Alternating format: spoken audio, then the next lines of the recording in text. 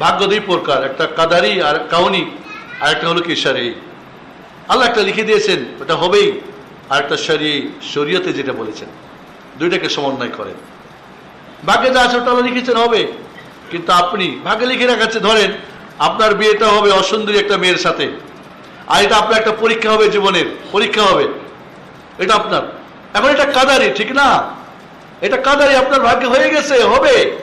শরঈ কি? ওই যে শরঈ সবুর করেন, যেটুকু ভালো পান শুকরিয়া করেন। ওই যে কালো ভাইয়ের কথা বললাম না, কারণী বোনের কথা, কি সুখী সংসার তাদের। ওর চোখ দিয়ে দেখেন না একবার, কি দেখবেন সুন্দরী আপনার বউ। শরঈ দেখেন না, দুনিয়ায় পান নাই তো সুন্দরী, জান্নাতে এই বউ আপনার চরম পরম সুন্দরী হবে। আছে না শরীয়তে? দুইটা এক জায়গায় করেন না। তাহলে কাউনির সঙ্গে শরঈ সৃষ্টিগত আর শরীয়তগত দুইটাকে একসঙ্গে, খালি আল্লাহ তো করেছে আমি এখন করবো কিনা, আল্লাহ শরীয়তের দিয়েছেন। দোয়া করেন, বাহ্যিকটা খালি ফিটফাট দেখলে হবে না, ভিতরটা ভালো দেখেন। আল্লাহর ফাইসালার প্রতি সন্তুষ্ট থাকেন, এটা ইমানের অংশ। ওয়াল ঈমান বিল কাদারি খাইরিহি ওয়া শাররিহি। আপনি তো জানেন না ভালো মন্দ, এটার উপর ঈমান রাখেন।